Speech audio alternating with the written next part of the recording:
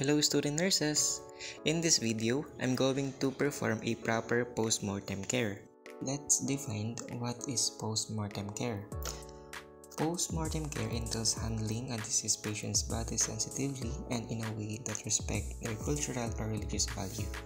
This can be performed in a home care facility or hospital. Reminder, you should also aware to the cultural, religious, and age-related considerations when performing this care. Check the patient's chart for the physician's certification of the death of the patient. Post-mortem care will not be performed until the doctor announces the death of the patient. Ask permission and explain to the significant others that you're going to perform post-mortem care. This is to reduce the family members' anxiety and to enhance their cooperation. Ask the family if they wish to remain inside the room during the procedure. Pour a lukewarm water to the basin and close the curtain for provide privacy. And after that, perform hand hygiene and put on a clean gloves. Putting on clean gloves can prevent from contaminated surface. Removes jewelry or any personal items of the patient and give them to significant others. Close the patient's eyes, put on dentures if any, then close the patient's mouth. Remove patient's clothes carefully as to not expose any. Then perform a bed bath to prevent any discoloration.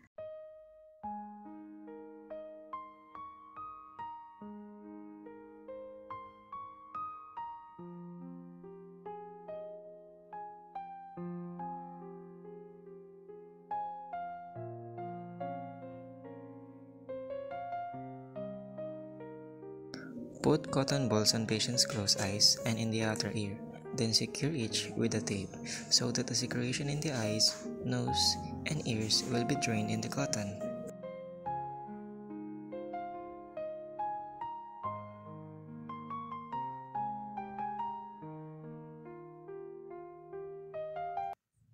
Secure the patient's jaw with a cravat. This is done because after 15 to 20 minutes, the patient's jaw will open and stiffen. Put on the diaper, underwear, and patient's clothes in order to drain secretion on the diaper and put on clothes for sign of decency and respect. Gives the family option to view or not to view patient and accompany them as they do so. Encourage the family to say goodbye, as if they would like to be left alone to provide privacy. Apply name tags on the hands and foot. Labeling ensures proper identification of the body.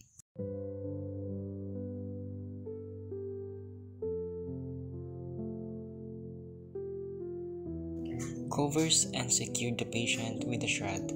Secure the shroud with safety pins.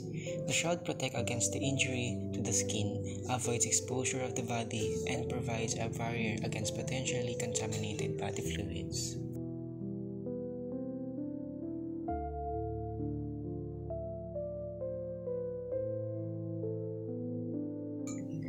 Secure another name tag on the shroud. It is to ensure identification prior to transportation to the morgue. Transport patient to the morgue for embalming and autopsy.